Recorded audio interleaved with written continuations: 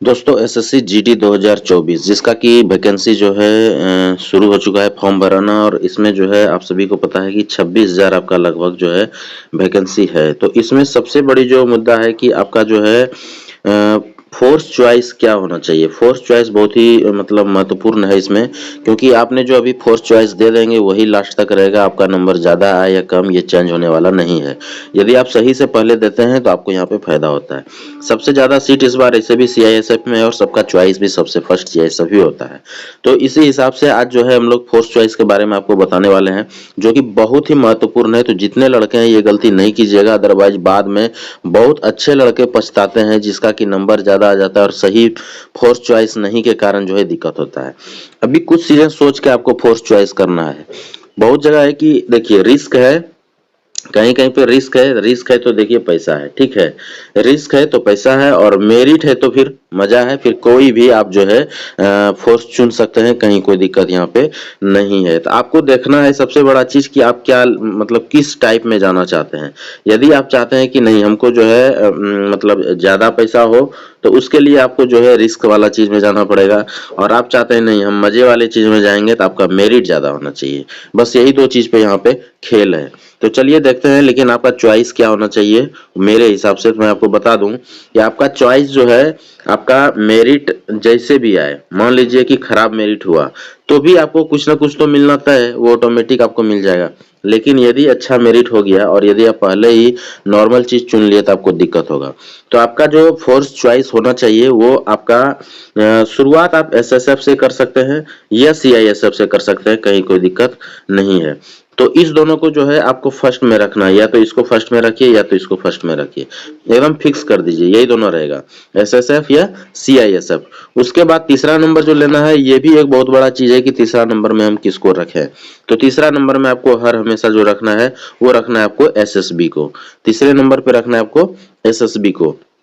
चौथे नंबर पे किसको रखें, तो चौथे नंबर पे देखिए ये हो गया 1 आपका, ये हो गया 2, या फिर आप इसको थोड़ा बहुत चेंज कर सकते हैं, ये हो गया आपका 3। तीसरा पे यही रहेगा। चौथे नंबर को आपको हर हाल में जो रखना है वो रखना है आपको आईटीबीपी को, ठीक है, आईटीबीपी को। और पांचवें नंबर में जो रखना है आपको, यहाँ पे आप सीआरपी या बीएसएफ किसी को भी फिर कर सकते हैं, क्योंकि ये दोनों लगभग बराबर है। तो 5 नंबर पे आप सीआरपी को, 6 नंबर पे बीएसएफ को, या फिर बीएसएफ को पहले सीआरपी को बाद में कर सकते हैं। और लास्ट जो सबसे लास्ट चॉइस आपका 7 नंबर होगा वो आपको एआर रखना है यहाँ पे, असम राइफल को। तो ये चीज है। अब यहाँ पे हम बता दें कि सीआईएसएफ और एसएसएफ ये दोनों ऐसा है जिसमें कि आपका पोस्टिंग वगैरह बहुत ही अच्छी जगह पर रहेगा। फैमिली आपका परमानेंट रख सकते हैं, कभी भी आपको छोड़ने की आवश्यकता नहीं होगा, क्योंकि यहाँ पे हमेशा आपको इंडस्ट्रियल एरिया वगैरह है। एसएसएफ दिल्ली वगैरह में रहता है तो कहीं कोई दिक्कत यहाँ पे नहीं है। एसएसबी भी जो है वो भी आपका तीसरे नंबर पे परफेक्ट है, यहाँ पे भी आपको लगभग सब सुविधा मिल जाता है। और ये भी शांति वाले जगह पे ही रहता है, बहुत ज्यादा परेशानी यहाँ पे आपको नहीं होगा। आईटीबीपी में आपको बहुत कम चांस मिलेगा फैमिली रखने का, इतना जान लीजिए। यहाँ पे चांस फैमिली रखने का नहीं मिलेगा, क्योंकि ये हमेशा जो है हाईएलटी में रहता है, जिसके चलते कि इसका जो पे होगा वो पे सबसे समझिए एक तरह से तो मैक्सिमम यहाँ पे आपको मिलेगा। तो पे आईटीबीपी में ज्यादा मिलेगा, लेकिन फैमिली वगैरह का सुविधा थोड़ा सा कम रहेगा। और सबसे सीआरपी भी सेम वैसे ही है, यहाँ भी आप फैमिली रख सकते हैं लेकिन उस तरह से पूरा नहीं रख सकते हैं। लेकिन यहाँ पे भी आपका पे लेवल बहुत हाई रहेगा, बढ़िया रहेगा, क्योंकि थोड़ा रिस्क वाला चीज है। और जैसे इसमें कोबरा वगैरह में चले जाते हैं तो पे आपका बहुत ज्यादा हो जाएगा। वैसे मैं पे वीडियो बना चुका हूँ कि किसका पे कितना होता है, आप जाके वो वीडियो भी मेरा देख सकते हैं कि किसका सैलरी सबसे ज्यादा होता है पैरामिलिट्री में। उसके बाद बीएसएफ भी वैसे ही है, थोड़ा सा टफ जगह पे रहता है, बॉर्डर सिक्योरिटी फोर्स नाम है तो हमेशा आपको बॉर्डर पे ही रहना है।